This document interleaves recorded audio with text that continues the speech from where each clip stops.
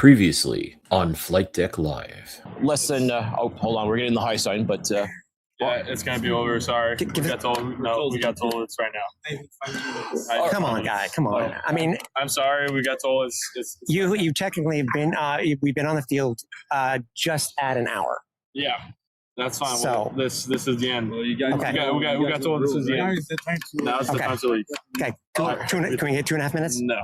Just to finish, because we are live. All right. We are live. Sure. Okay, thank you. Thank you. Yeah. Okay, ladies and gentlemen, like, comment, subscribe. But unfortunately, we've been asked to cut this short, so make sure you tune in on Wednesday. And now, the conclusion. All right, folks, we've been cleared for takeoff. I'm gonna be iconic.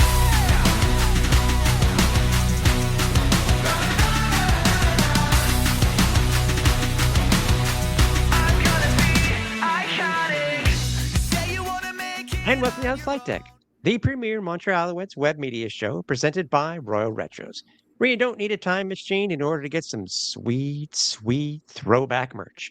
Head over to royalretros.com, use the code FlightDeck at checkout, and you will save 15% off your first order. I'm Tim Capper. You can follow me on X or Blue Sky at Repact. That's REPPACT.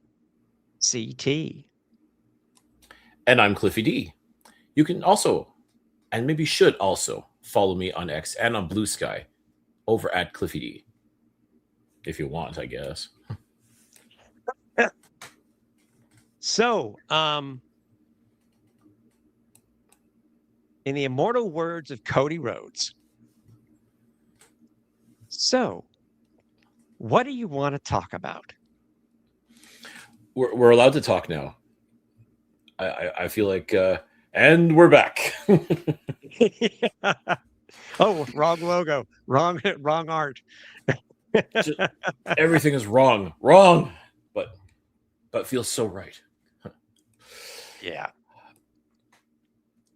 You've joked, and we will use it to our advantage, where we will say anything that can happen while live does, or anything that can happen. Anything can happen when you go live is, I think, what you're trying to say. Yes. However you want to say it. Yeah. However you want to say it. And yes, this past Sunday, after the Montreal Alouettes defeated the Hamilton Tiger Cats quite handily, I may say, and we did our usual Flight Deck Live that we normally do on the field at Percival Molson Stadium, we encountered a first, if you will, for Flight Deck Live, and yeah, definitely did not have this on my bingo card for 2026, but it's it's part of what we do, folks. I mean, it's something that just came completely out of left field, and yeah, we'll talk about it. But I think before we do that, Tim, I think we really need to talk about this particular game because, again, we only got to discuss a little bit on Flight Deck Live. The part that actually did get broadcast, we talked about some stuff, but there's a lot of stuff we didn't get a chance to talk about. So I think before we go over this incident, if you will, I say we break down this Alouettes win, which, by the way, now puts the Alouettes at 6-1 for the 2026 season. By the way, raise your hand if your team is 6 wins. There you go. That's not too shabby. No, I agree with you. And no, it's not because we're trying to draw it out. I agree with you. We need to finish Flight Deck Live. Yeah. So, we were talking, the Owls did win. Yeah, as I said, they moved to 6-1. They won 31-18. First time all season that they have won by 10 plus points in a game this year. We talked about how off it seemed that DA was, and I've seen some stuff since then. So I guess it's quote unquote good that this happened. I mean, we have a little bit more context and seeing what Davis Alexander has said with today's post practice scrum and what he said also with the post game media interviews. You look at the game itself. Davis did not have a very good game. threw for less than 200 yards, no touchdowns. His first interception of the year. His first, I mean, think about it. It's his first in almost 400 pass attempts. Mm-hmm. Whatever. It's funny to say it this way now. Whatever Hamilton did to minimize the passing game, the Alouettes gave it back to them in spades when it came to the rushing attack, and especially Travis Theis. Absolutely. Travis Theis was on one, as they say. And for the second game in a row, he posted over 100 yards on the ground. Just absolutely sensational. And good enough to be named one of the CFL's players of the week, even. I mean, that's some pretty good company that he's in. My goodness.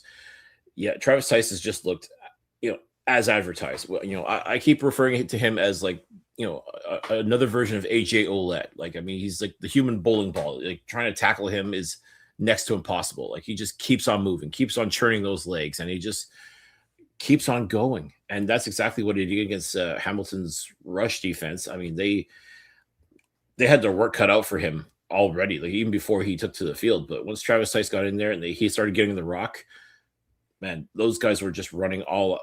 They're trying to run after. They were running after him, not trying to run rush shot over him.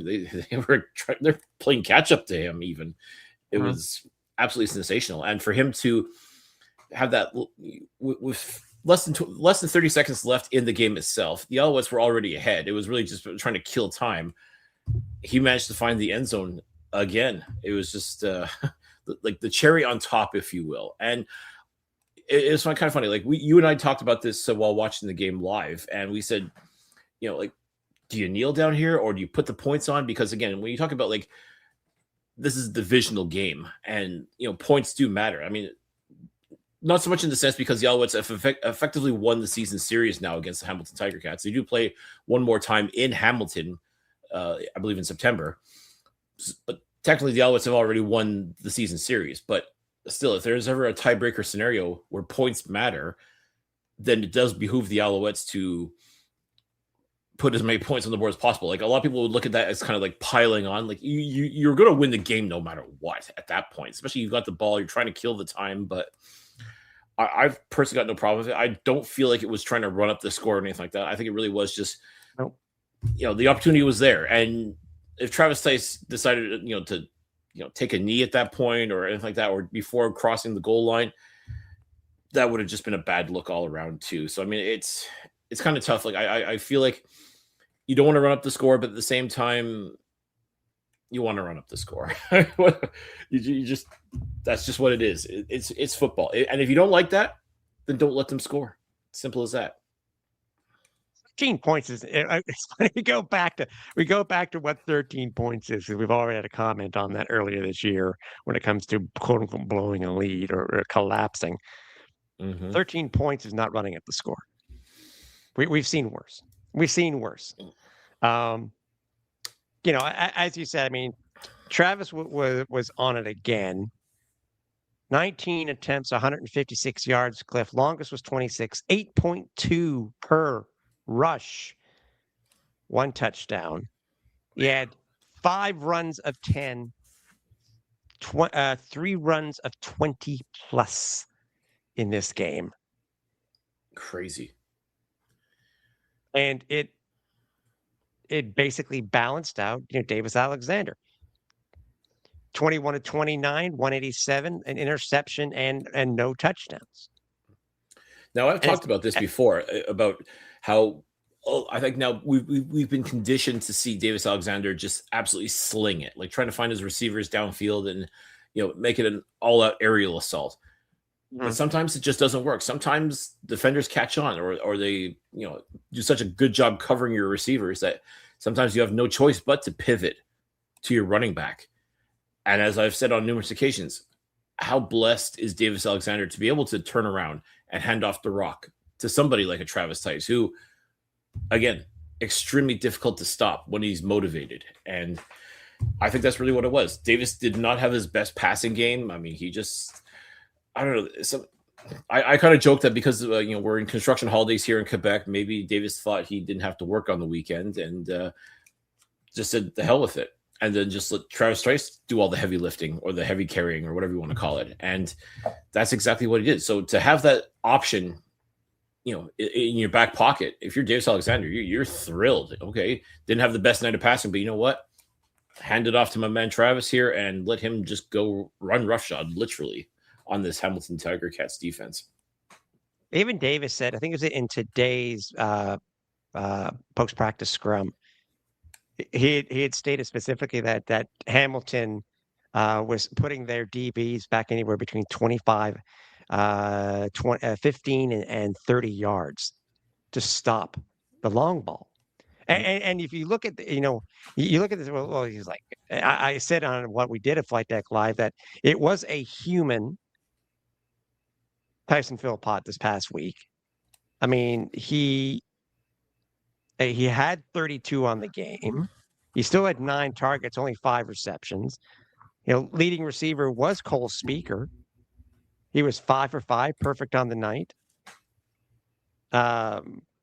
Kasim Ferdinand, 16. Jacob Mason had 14. Sneed had 37. Marco Dubois had 16. So, you look at that. I mean, that's 8 different wide receivers got a reception. So it's not that, people want to say, well, look at the yardage for Davis. This was not his worst game as a pro, and I couldn't even consider this as a quote unquote worst game for Davis. It's because they had to pivot. They had to pivot on how they were going to make sure that they were able to get this offense going, and they did. They did. It was all for the first time this year. It was almost 100% all around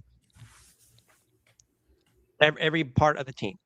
Defense, offense, and special teams that helped the Owls get this win. And correct me if I'm wrong, but during the week 1 meeting between Hamilton, did we not see Davis huck the ball something like 70 yards, not once but twice? Mm-hmm. So I think with that in mind, I'm pretty sure the defensive coaching staff for the Hamilton Tiger Cats must have said, you know what, we cannot let this guy air it out like that. And I have a feeling that's probably why they adjusted accordingly, and credit to them for figuring it out. Like, I mean, if you take away that long ball, that is a big element of Davis's game. Just being able to heave it up in the air, for a miracle throw, and more often than not, somebody will come down with it and get major yards as a result. I can't help but wonder if that's the reason why they played it like that. And again, credit to Davis and Anthony Calafio for realizing that and say, okay, you know what? If it ain't working in the air, give it to Theis. Let's see what he can do. And sure enough, it turns out he can do quite a bit on the ground if you give him the opportunity. And really, the one only deep ball that we could really think of, obviously, was the pass that was short to Kasim Ferdinand that ended up being Davis's first interception of the year. But again, you look what happened there. I think we briefly brought up special teams. Being able to have Devontae Devin in the lineup for the first time this year, set the Owls up in many different opportunities to be able to either score or to put the ball deep in territory before they had to give it up. And it's just something that the Alouettes have not had all year. As you stated on Flight Deck Live, is that we only saw him once at day 1 of camp in Quebec City. And from there, the other days, he's been on the sideline. And, it's something that's been sorely lacking really over the past. Now, mind you, you can't say one game is a true test of what it will be, but it gave more. It gives us more of an impression it's going to be a hell of a lot better than what it's been over the past 2.5 years. I think it's a fair statement. I mean, again, it turns out replacing a James Letcher Jr. is a lot harder than initially thought. In order to do so, though, I mean, on the surface, Devontae Dedmon, for what he's done pretty much his whole career with the Ottawa Red Blacks. I mean, he's just been absolutely lights out when it comes to the return game, including against the Montreal Alouettes. So, I mean, know thy enemy. I mean, I think that's really what was the thought as to why the Alouettes signed Devontae Dedmon. And again, throughout camp and throughout the start of the season and everything, with Dedmon being on the 6-game injured list, it was like, okay, well, at what point are they going to cut bait, or do they really believe that strongly in him? Like, is it really just a matter of no, trust me, as soon as you see him on the field, you'll see. And I kind of feel like that's what it was, and that's how it came across. I realize it's just one game, but still, your first game back, and already you've been able to bring the ball back to midfield, something that, as I said, guys like Phillip Brooks and Mario Alford simply couldn't do to any great degree. I mean, you talk about, we like to people throw around the term game changer all the time, and to the point where I feel like a lot of times it's kind of lost its meaning. But Devontae Dedmon has definitely the potential to be a true game changer for the Montreal Alouettes. To be able to bring the ball back to midfield, I'd go so far as to say consistently. He didn't do it every single time, but more often than not, he was able to get the ball 40+ yards. I mean, that is not nothing, ladies and gentlemen. I really do think it's not if he's going to break one off for a house call, it's when. He didn't do it this past Sunday, but maybe this upcoming Friday against the Ottawa Red Blacks, his former team, and going back to his former home, maybe that's the time we see Devontae Dedmon do the thing that he used to do against the Montreal Alouettes. Only time's going to tell, but I tell you what, if that's the case, if that's what he's waiting for, that's a hell of a way to make yourself known and appreciated by Alouettes Nation. 145 total return yards for Devontae Dedmon this past week, Cliff. Kickoffs alone, Cliff, he had 100, and he averaged 33.3 on a return. Longest was a 40-yarder. So, and he had 45 yards. The longest was 23 on punts. So he's already made a difference in one game. It's just about, let's see what game 2 can do. I know there was a lot you wanted to. We got to talk about the defense, because I know there was a lot that there's a lot that we were planning to talk about in Flight Deck Live before it happened. But we got to talk about the defense for the third game in 4. The Alouettes come away with 3 sacks. The defense comes away with 3 sacks. Yeah, and sensational sacks, no less. Yeah, and this is against. It's funny. You go back and see the last time that the Alouettes played Trey Ford was in Edmonton 2 years. Was it 2 years ago? The game that we were at. Yeah. Well, actually, technically, it was Edmonton last year. He played against. He played against the Alouettes. True. But it's as a starting quarterback. That's a different story. But right. This is funny. This wasn't the cheat code Trey Ford that we've been seeing. It's been the mediocre Trey Ford. He played very well, by the way, except he became mediocre Trey Ford in about the last 5 minutes of the fourth quarter, where everything seemed to go the wrong way. Yeah. But again, the Owls got at him. And because of that, well, Tyrese Beverett, who was celebrating his 100th CFL game of his career, got a sack. Jeffrey Carter-Narku got everything started early in the first. And Mustafa Johnson came away with 1 also. So again, 3 out of the last 4 games, the Owls have had 3 sacks. And that bodes well. That really bodes well. I mean, despite the long kickoff, the special teams kick that the Owls gave up this past week. I mean, subtract that and you see how many points in a single. It's funny. They talk about wanting to changing the rules for the Rouge. There seem to be a hell of a lot more of them. And we're going to change the rules next year. But scoring's up drastically, not a little bit, drastically. So yeah, figure that one out. But again, all to say, the defense looked good. They kept them in check.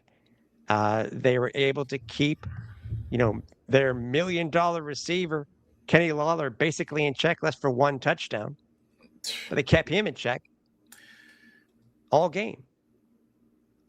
And they were just saying that alone, Cliff, would kind of do a disservice to some of the. And you had to either. It didn't matter if you're watching it on TV, on TSN or RDS, or if, I think the game was on CBS Sports Network, or if you're in person. This is one of those games where you either heard it with your ear holes, or you heard it on TV with the mics.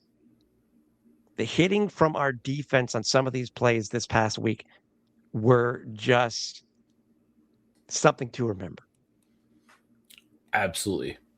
Also, it stands to reason that Tyrese Beverett, a former Hamilton Tiger Cat, really likes to play his old squad. Seems to save his best for the Hamilton Tiger Cats. Have you ever noticed that? Like, whether it's playoff games, regular season, what have you, feels like Tyrese saves his best game for the Hamilton Tiger Cats. And Robert Kennedy III also seems to really like playing the Hamilton Tiger Cats. He certainly likes picking off Hamilton quarterbacks. I mean, he didn't get a pick six, but I would go so far as to say that the pick against Trey Ford, which, by the way, was an absolutely terrible throw. Like, talk about a wobbly duck. With that. Yeah, I don't know what he was thinking with that throw. It's not like you could say it was tipped or anything like that. Like, it was just a bad throw right into the loving arms of Robert Kennedy. And it almost looked like he had nothing but green grass in front of him, but those Hamilton players converged pretty quick, and it was only just an interception. But still, that basically helped seal the deal for the Montreal Alouettes to get their 6th win of the season. There is something to be said about this defense for sure. I mean, they've taken their lumps over the past few weeks.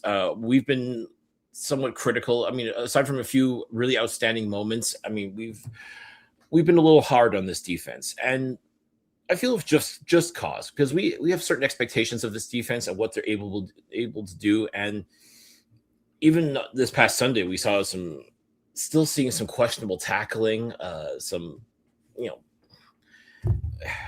still feel like a lot of times these guys are just playing two-hand touch, and that's not what this game is. I mean, again, you referenced the Kenny Lawler touchdown, and Kenny was virtually untouched. I mean, I think someone tried to paw him like a cat would, but aside from that, I mean, he was basically unescorted into the end zone, like untouched, unescorted, like nothing was getting in his way. And that, to me, I thought was egregious. I mean, like the defense has to be looking at that and going, what the hell? That is not us. I'm like, well, I hate to say it, but I mean, over the past couple of weeks, it's kind of been you. But all it takes is just a couple of really outstanding hits, some just smart play overall, and just making Trey Ford work for everything. I mean, Hamilton only scored 18 points. He had to work for all 18 of those points. I can tell you that right now. I mean, just the effort that this defense had time and time again, actually even 10. when they were actually 10. All he had to work for was 10 points, because if you take away the return on special teams and the Rouge. Okay, fair enough. So yes, so he had to work his ass off for 10 points. I mean, that is, to me, that's the sign of a really good defense. And as we've been talking about, we know what this defense is capable of. We know what Noel Thorpe can do with these guys if given the right opportunity and the right, just the right play calling and everything like that. And I feel for the most part, they've been getting it. And it was just simply a matter of not being able to execute. I feel like this game kind of turned a corner just a little bit. I mean, maybe it's just one game. Who knows? We'll find out for sure this coming Friday in Ottawa. But I feel like this defense got back to what they were. The miscues aside, for the most part, this defense looked like the Alouettes defense that we've seen over the past few years that has just been simply dominant. And maybe that's it. Maybe this is the TSN turning point for this Alouettes defense this year. Was this particular game this past Sunday versus Hamilton? Was okay. We got to get our act together, and it starts tonight. And I feel in a lot of ways it did. So I sincerely hope this coming Friday in Ottawa we see more of that, or even improve upon that, build upon that, because I feel like they put together a very solid foundation, and they got nowhere to go but up to remind everybody who this defense truly is. But if they go back to the old tricks and the piss poor tackling and just leaving people wide open. Selling out the blitz, things like that. Like these are all things that really good teams know how to adjust to that. Am I saying that Ottawa is a really good team? I mean, the record doesn't indicate that, but at the same time, they gave the Alouettes fits a few weeks ago in Montreal. So I guarantee you this defense is not taking Ottawa lightly, and I fully expect them to, as I said, build upon what they did against Hamilton as go back to being the defense that we know and love. So it only time's going to tell. That's kind of how I look at it. Well, obviously, we'll be talking about the matchup versus the Red Blacks in our last segment this week. And by the way, we can't forget too, as you talk about all the good things that happened, we also had the partially blocked punt. Did that go to Lorenzo Burns? Because I know that he got a knockdown. That was a beautiful knockdown on Kenny Lawler. If I remember correctly, that's who was on Kenny Lawler. I don't remember who got the partial block on the punt. I want to say Guidry, but I'm not 100%. You may be right because because the reason why we're remembering that too is because it's something that I think that has been called to Percival Molson for the very first time that I can remember since they've been, it was obviously block punt, and because it was a block punt, partially blocked, the full penalty is not assessed for no yards, so they automatically called it a 5-yard penalty. But replay center stepped in and deemed that there was also interference. What do they call it? Kicker interference? I'm trying to remember what the term is. Interfering with the kicker. No, it was with the returner because that's where so they're interfering with the returner. It's like kick catch interference. I'll just call it kick catch interference. Fine. Where somebody was pushed out of the way and they called interference, so the Alouettes got the full 15 instead of the 5. Yeah. But to be, I mean, as it seemed everything was going to plan. When it came to penalties, so few, totally opposite. And then the last time that they played the Hamilton Tiger Cats, completely different. Not for. I actually literally flipped on its head when it came to Hamilton having a lot, and enough so that we had obviously when we're taping this, we don't know what's happening yet, but an ejection by one of their best defensive players. And if anybody saw it, it was obvious. Just a little bit. Yeah, I mean, Wynton McManus, who, you're right, absolutely right, one of the defensive superstars of this league, like arguably one of the best year after year when it comes to the defensive line. He did it for so many years in Calgary and Toronto, and now his first year with the Hamilton Tiger Cats. First time playing the Alouettes, by the way, because he missed that first game back in week 1 due to injury. I guess he wanted to make his presence felt against the Alouettes, and herb stomp. Yeah, poor Cyril Hogan-Sando, just doing his job, and next thing you know, he's getting a knee to the head by McManus, and you cannot do that. And part of me is just like, bro, really? Like, you're better than that, or at least I thought you were. Like that's amateur hour nonsense as far as I'm concerned. I mean, just get that trash out of here. Yeah, it led to a touchdown. And one of the interesting quirks of the new CFO rule book is that, mind you, it did start last year, but because it was a 30-yard penalty total. 25 yard. It was, yeah. Either way, because of the distance and how they work now when it comes to penalties within a certain yardage, it went to the 1 automatically. Yep. It wasn't half the distance. It went to the 1 because it couldn't go into the end zone. That's it. Between that and having your butt tossed out of there, I mean, that just really put the Hamilton Tiger Cats in such a terrible position, and able to capitalize on it. I'm sorry? Does he get suspended? No, I don't think so. I think the ejection and the massive penalty yardage. I think that was enough, and I'm sure he'll still get a talking to from the league, but I don't think he'll be suspended for it. Okay. Now, I mean, I wouldn't go so far as to say it was blatant, and it wasn't like, it wasn't like he was, trying to kick a field goal with Cyril's head, kind of thing. Like, it wasn't Randy Orton.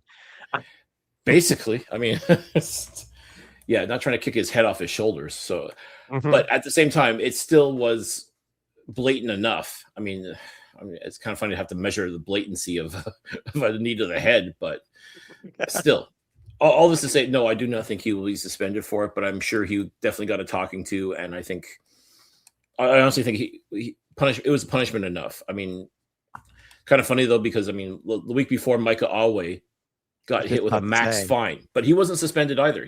Again, I'm sure a lot of people were calling for him to be suspended, right. But they also brought him before to the CFL, whatever. Either that didn't leak or it didn't happen. You would have thought that type of thing he would have to go to Toronto and to have this talk. You'd think, but yeah, the wheel of justice for the CFL is it's something. Yeah. Last thing before we get to the cliffhanger. I know you wanted to talk about, and you really didn't mention it, but you wanted to talk about these hits. I gave you the perfect in. You let it go over your head. You fumbled the intro there, but you wanted to talk about them because, man, as I said, you were in stadium or on TV. You heard these hits. You sure did, and it's funny. I mentioned Micah Alway. We had him on the show last week. I always talk about podcast karma being a thing. Now, he didn't score a touchdown defensively, but can we talk about the hit that he just absolutely decimated Isaiah Wooden? And this was after he had scored the house call touchdown. Returning the ball, and Micah just dummied him, like straight up dummied him. And we heard it, like the smack of the pads, everything, and just the collective from 21,000 people is just I jokingly said to Micah, my God, that man has a family. Just doing my job.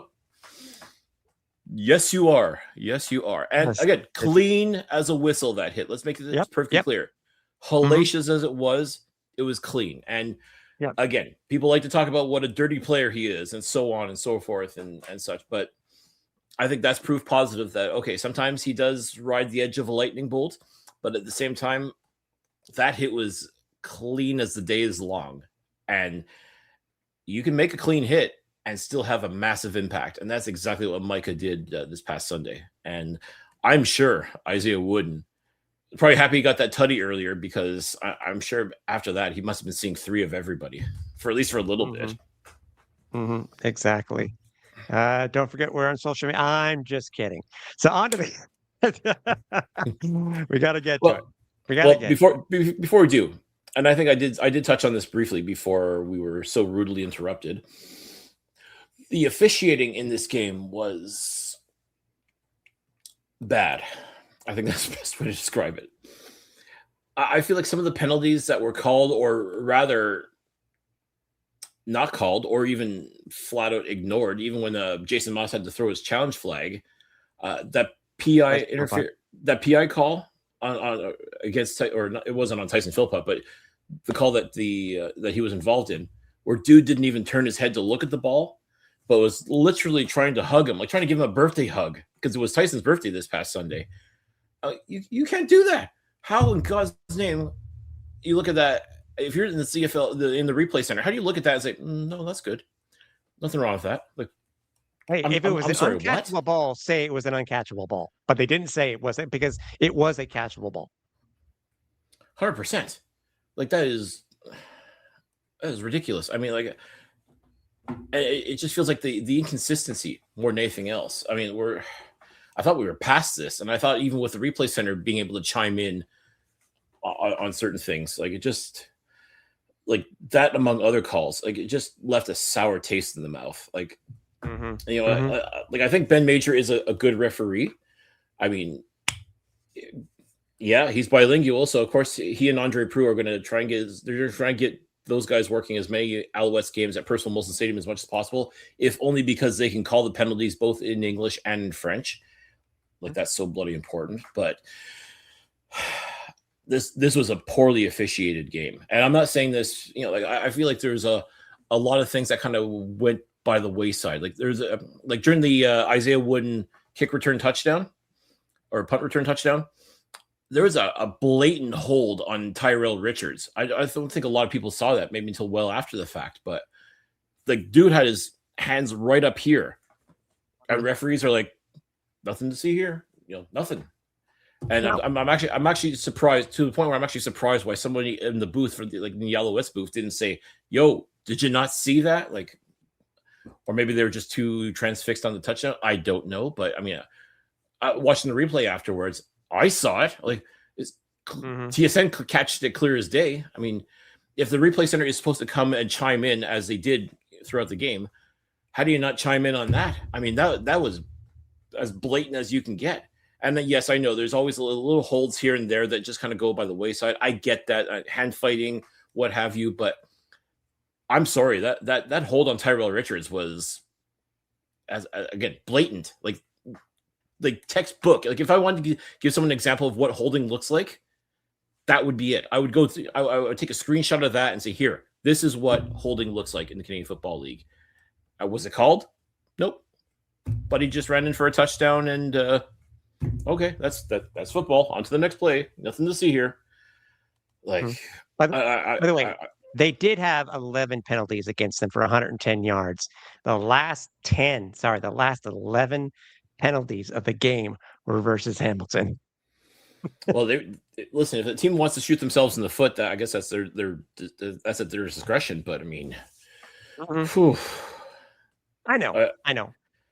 And I don't want to come across as a homer or anything like that. That's obviously, No, I don't play that game. We would have said it too. If they screwed up a call going the other way around too, obviously we would have said something. We did give them props for getting the one call right when it came to the interference on the kick return. Yeah, we got, you know what I mean. So I agree with you. It's just that when some stuff can be this egregious, it's like, I don't know what it is. We've had, I'm going all the way back to the 2 Grey Cups ago where the Owls were in, the Austin Mack non-call. That was an obvious DPI.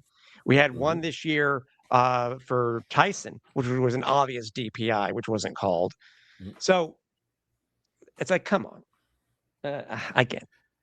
And it's funny because in the Edmonton, Saskatchewan game, a lot of people thought that the Samuel Emlis touchdown should have counted. To call that OPI was ridiculous. I mean, personally, I definitely thought it was close. It was very close. I definitely could see where they would call the penalty, and I guess they felt they were in the right to do so. But, and of course, mind you, it was mostly Saskatchewan fans that were complaining about that not being a penalty. So, okay, fine.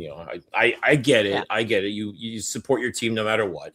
I can appreciate that. But at the same time, all this comes back to consistency across the board, and we're just not seeing enough of it. I mean, yes, the replay center has come in on certain things and done right by both teams, but certain things,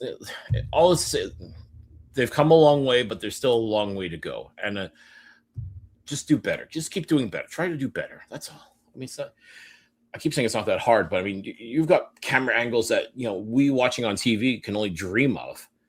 And if we can see what's happening and you can't, and you wonder why people are suspicious of certain referees and certain video judges and what have you, having an axe to grind against your particular team, as they say, where there's smoke, there's fire. So, yeah. And I still will not get fined for saying this, by the way. I know the Alouettes probably would have had they said something, so I'm saying it on their behalf because I can't get fined. So there. That's it. Okay.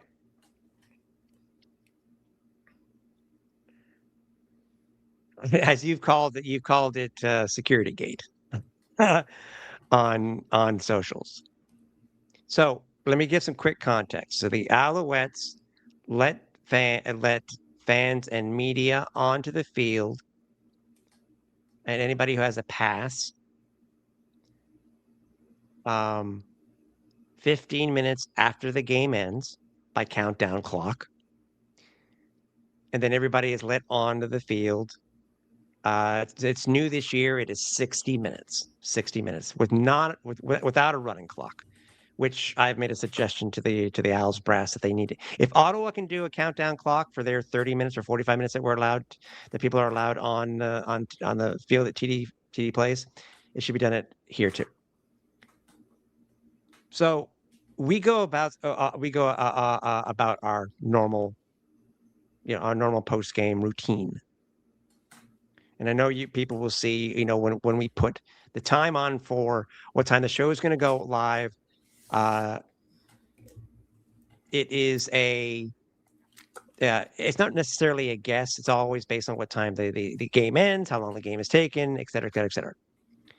So what we do is that we go on and we try to get, not necessarily, we try to get the feedback from players on what they thought, what happened, et cetera, et cetera, et cetera, whether it be on both sides, one side or both sides. Like this week, we spoke with former Alouette and current DB for the Tiger Cats, Reggie Stubblefield.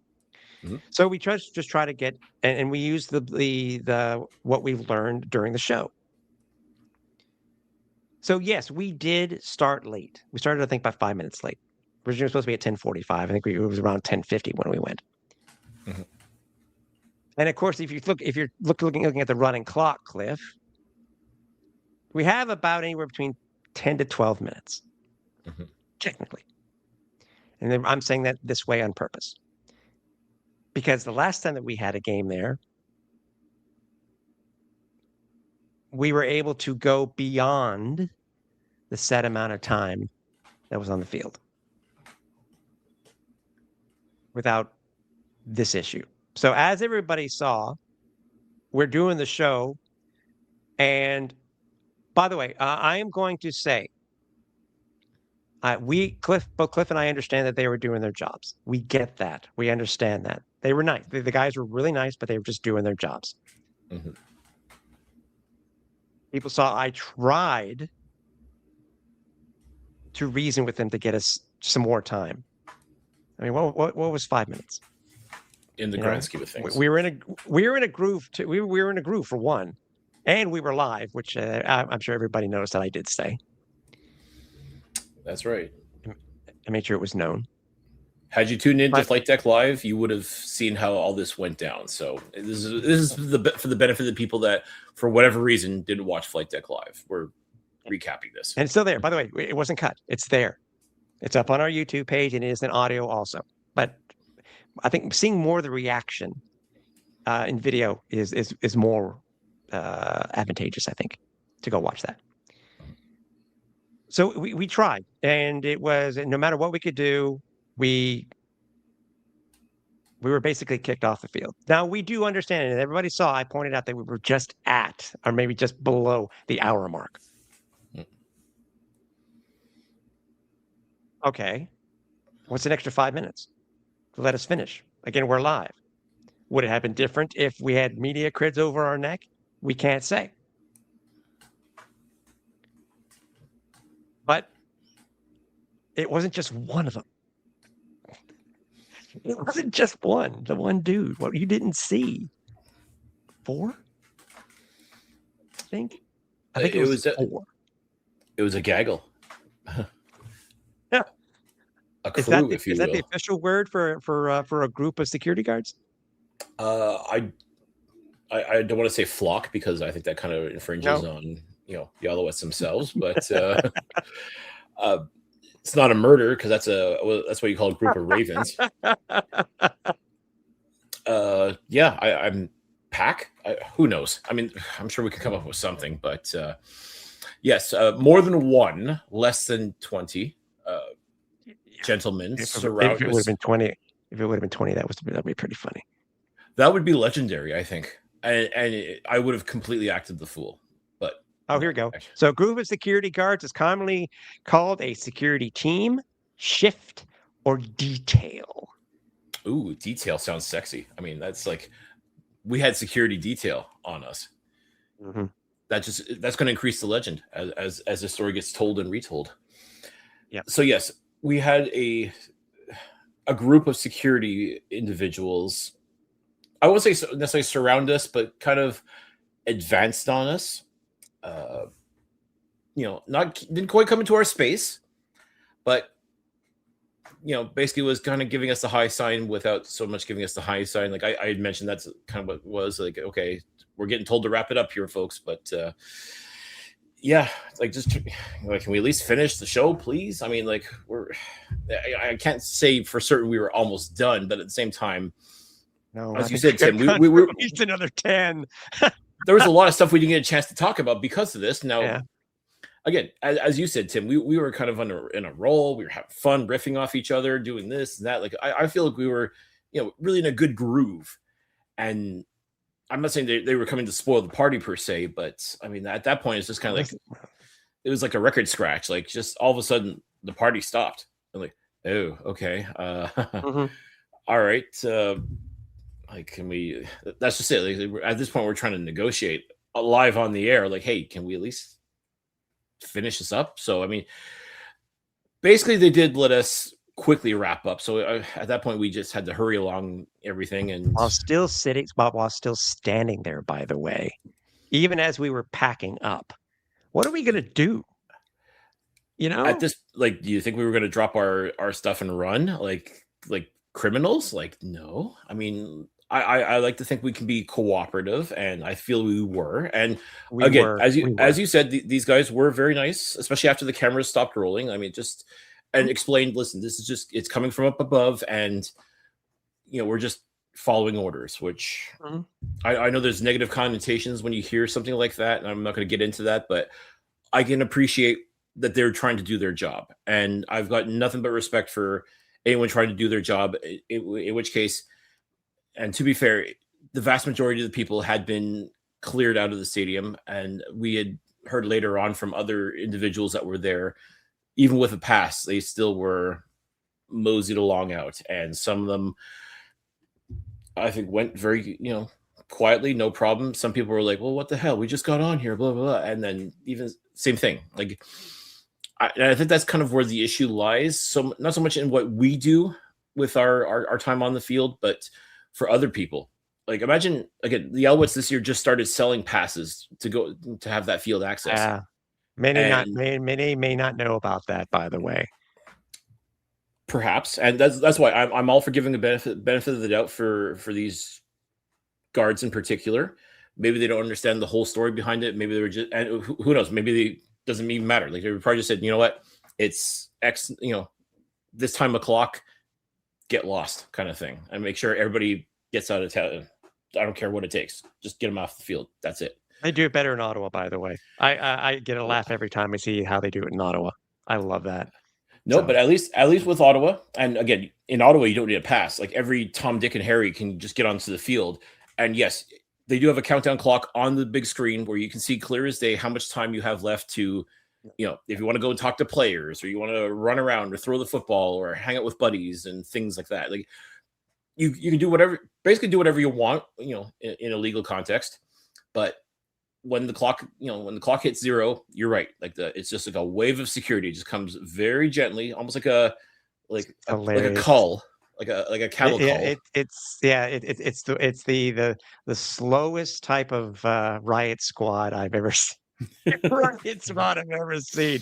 It's they do a good job. And it's the same thing. They're trying to push everybody to one end of the stadium so that they leave that way. And I think that's what they tried to do this past week. I think they're trying to do is push everybody towards the main entrance of the stadium, because we've been there enough times that we can say that usually the gates are wide open. They're usually bringing maybe something into the field or something like that. This was different. Mhm. The gates were basically how they are set up on any given day of the week at Pershel Molson Stadium. The main gates are closed, and you got that one door to get in. That's it. And we know this because there were three Alouette players heading out that exact same door when we did leave the stadium. Now, Yeah, I can neither confirm nor deny if they were being given security detail as well, in the same sense that we were. yeah, but okay, yeah. Now we can say we've heard different stories from different people. That's we can't really comment on that. We can only comment on what we went through. Right. And again, as I said, the guys were very professional, but so I can say I did reach out to the Alouettes organization on what happened. And if we have to update you when we do hear something for the next home game, which is going to be a day game versus the Elks in 2 weeks, we'll update you then. Let's make it clear. The point of the conversation that you had was not to complain about anything. If anything, it was just to offer, I won't say criticism, constructive criticism per se, but you had made a suggestion to them that would help enhance the experience of this post game opportunity for fans and media and such. That's how I started it. Correct. That's how I started the conversation. Yeah, and then it went to, but ... This also happened, by the way. Right. It wasn't a bitch fest or anything like that. It was just simple. Listen, this is what happened, and these are some concerns that we have in regards to how we operate versus how, say, Joe Fan, who, as I said, paid X number of dollars for a pass and perhaps didn't get the entire experience that he had been promised as a result of that. So all this to say that it's all part of trying to improve the experience. I mean, you use Ottawa as a reference, you use other stadiums. I know every stadium has, in some way, shape, or form, an opportunity for fans to get on the field after the game.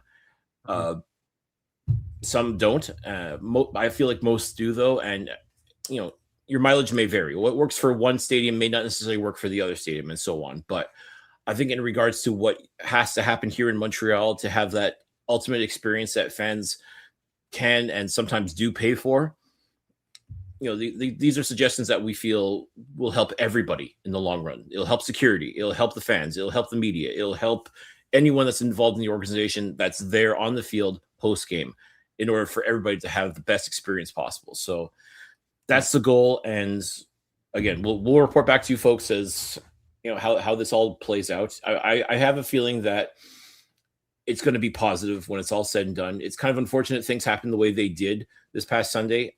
Again, nobody's at fault per se. I don't want to lay blame or, start anything unnecessarily. It's just a simple matter of, okay, we're trying to understand the rules of engagement here. And I feel like there's been a lot of gray zones that kind of get misconstrued.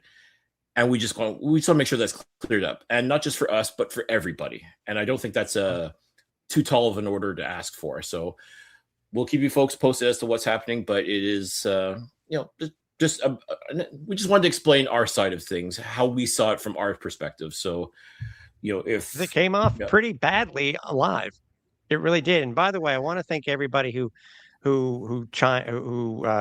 commented on what happened. Yeah, we got a lot of support from people league wide, even because a lot of people were just up in arms, not just fellow members of Alouettes Nation or what have you. It feels like a lot of people from league wide found out or saw this, probably watched it live, which again, thank you for watching. But we're just aghast as to what took. I guess wanted to know what happened. What did you guys do, kind of thing. But well, this is it. You got our side of things, and as always, we'll report back to you once if we hear anything more from the team in regards to this. We'll definitely let you folks know. But again, thank you to everybody who has been watching, who still does follow FlightDeck Live religiously. We appreciate each and every one of you who does. And keep tuning in, ladies and gentlemen, because this is not going to stop us. I mean, if whatever it takes, we will still be doing FlightDeck Live.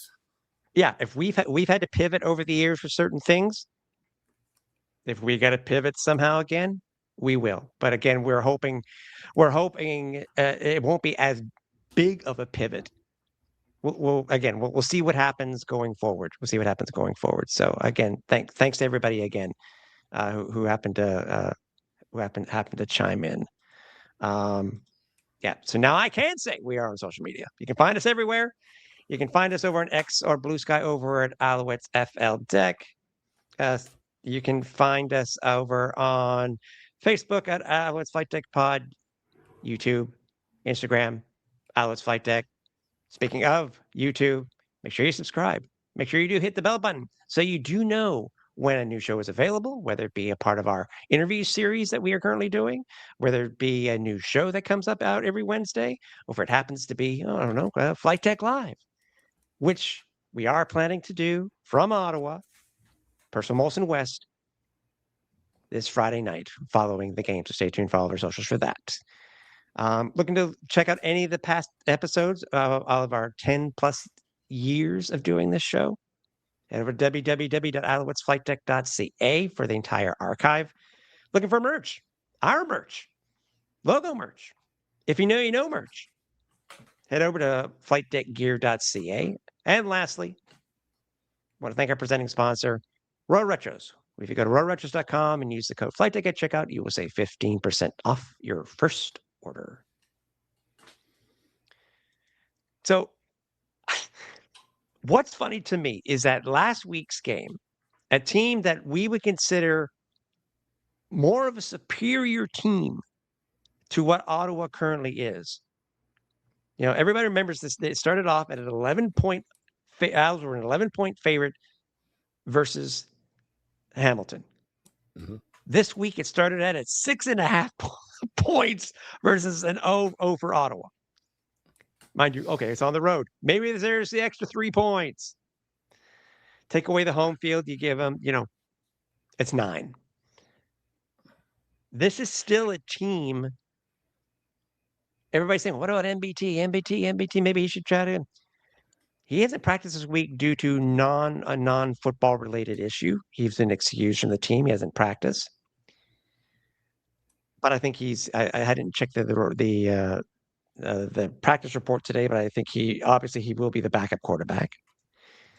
Lewis Ward. It's funny to say, former Alouette with Lewis Ward. Alouettes legend Lewis Ward. Yeah, I know, I tell you. Has been signed because Brett Lothar is on the mend. Kind of similar to what happened to Jose Maltes Diaz a few weeks ago for the Owls. But again, the game on Friday, 7:30 at TD Place.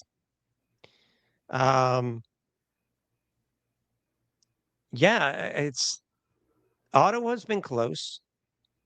They came very close despite blowing the game versus Winnipeg. Owls have won 12 in a row versus Ottawa, 12 in a row at Ottawa. And the Owls are coming off a short week. It's one of the things where the head coach Jason Moss said in the locker room speech post-game that the Owls are at that point, that weird point of the CFL schedule where they play 3-12. And that's why I think they slightly modified their practice schedule for this week. Because anybody knows they only had one practice this week, on-field practice. So obviously, when it comes to people who are potentially on the mend, it might kind of skew how healthy these players are. But as you've said in different shows before, Cliff, they're never 100%, and the only time that they're 100% is at training camp. But for the Owls themselves, Cliff, I mean, again, despite only having that one day of practice,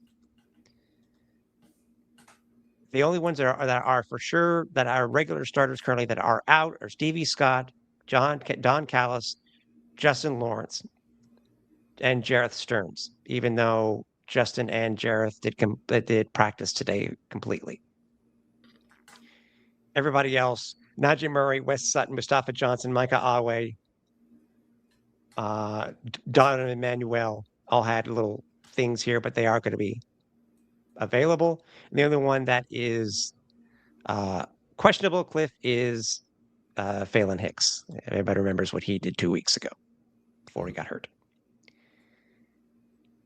How do you go into this game? Because the Alouettes, over their history, Cliff, have gone into Ottawa, and we said post game on the field on Sunday to a few of the players that we talked to. I said, listen, no trap game. The Owls have had a history in going into Ottawa where they're the highest of the highs, and Ottawa is either mediocre or the lowest of the lows, and something just happens, and the Owls blow it. What do the Owls need to do, Cliff, to go into this game and make sure that they come out with a win, 13th straight across the board, even a nice Baker's dozen, and to make sure that they can potentially go into their game next week versus Edmonton with only one loss? I think the Alouettes are going to have to remember that this Ottawa team, despite being 0 for 2026, gave this Alouettes team plenty of fits here in Montreal a couple of weeks ago. Montreal, I'll say it wasn't so much they won against the Ottawa Red Blacks, they just didn't lose. The Ottawa Red Blacks lost that game, but Montreal just didn't lose that game. They, despite a crazy good offensive performance from Davis Alexander and his receivers and running backs, and everybody offensively, they did everything right. Defensively, they did not. They let Ottawa hang around way too long, and again, a couple of bounces here and there, and we could be talking about the Ottawa Red Blacks shocking the world and getting their first win against the Montreal Alouettes. And that's kind of the situation that's before them this coming Friday. You talk about this being a potential trap game. I think the Alouettes team realizes how hard they've had to work for arguably every one of their victories this year. I mean, despite the score, not telling the entire story this past Sunday, Montreal has had to scratch and claw and fight their way to each and every one of their victories this year. They cannot afford to take this Red Blacks team lightly, despite what people may say about Jake Mayer, people may say about how Ryan Dinwiddie has he lost control of this room, or what's he trying? He's making all these trades and making all these personnel moves and just trying to really put his signature on this Ottawa team.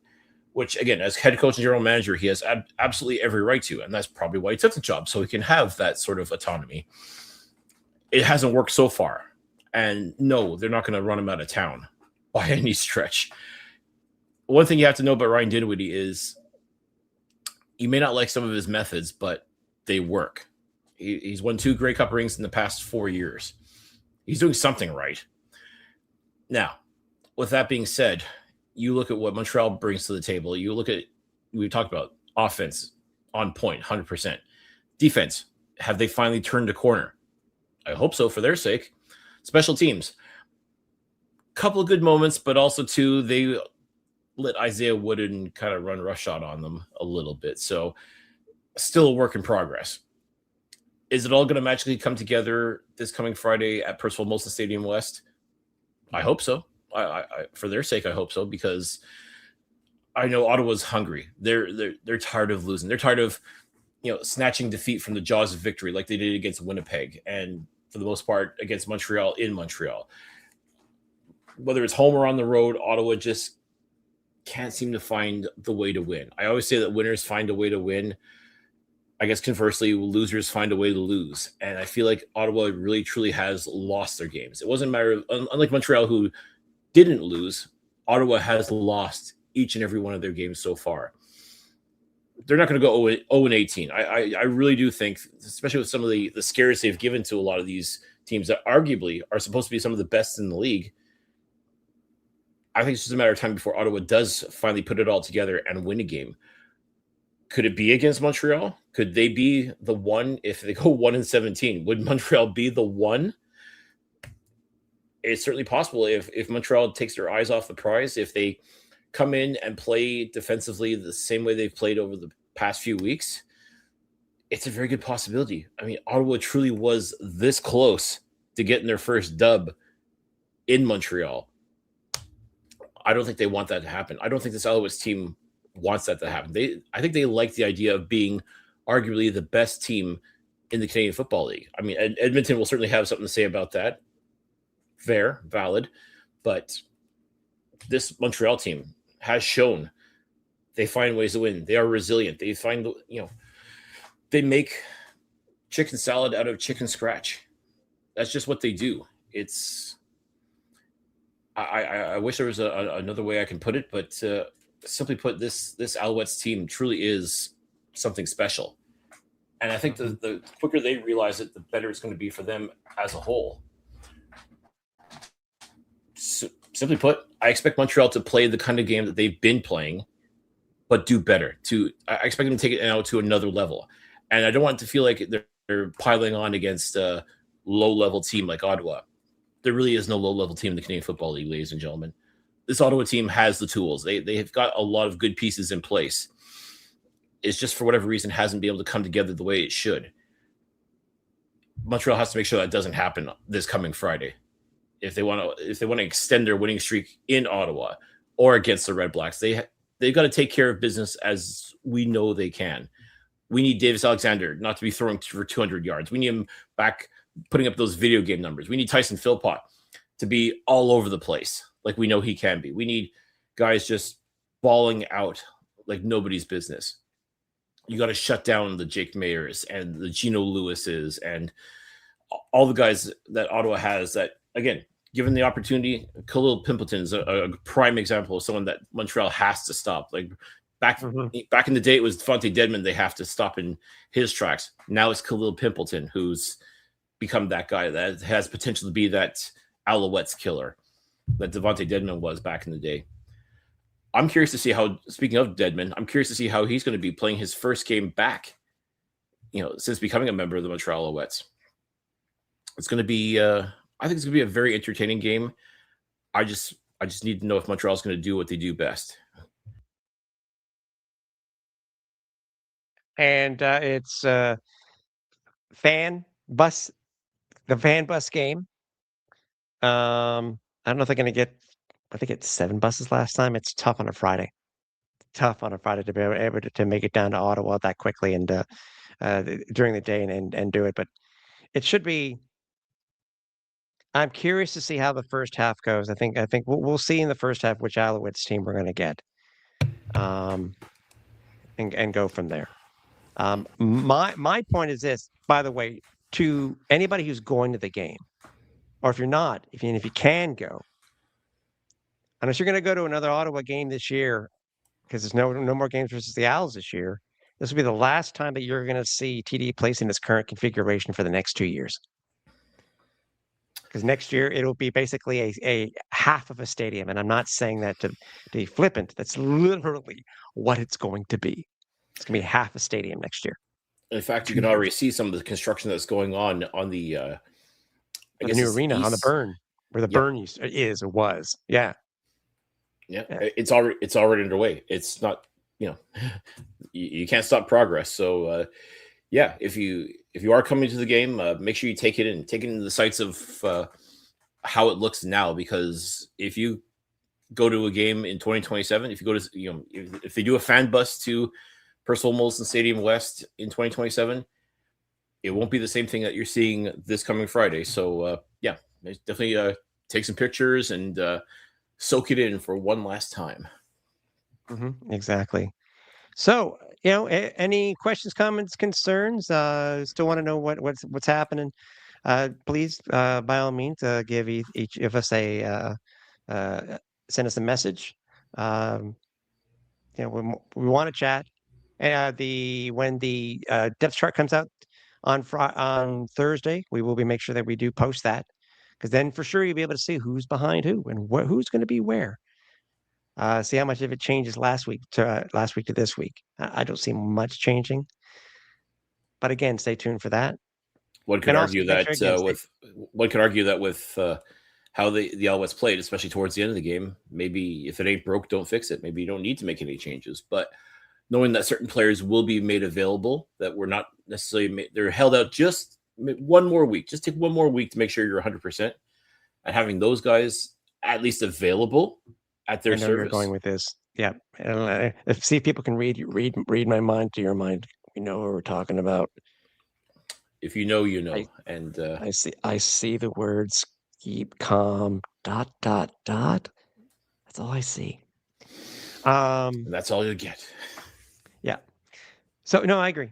I agree. And again, stay tuned for Flight Deck Live for our socials, as we will be broadcasting post game from TD Place after the You game. can't stop us, security. Yeah. Well, there's no security at that point at that stadium anyway. But that's true. By the time we get up and running, the security has already done their thing. So, folks, tune in. We probably won't be accosted. I hope not. I guess maybe I just set myself up for failure there. But yes, tune into Flight Deck Live, ladies and gentlemen. That we can be accosted by, like we normally do in Ottawa, is either trucks backing up while we're doing the broadcast, or them walking by with plates or something on these trays that make this hell of a racket. So, if that's the worst thing that happens to us this coming Friday, I will consider us to be extremely fortunate.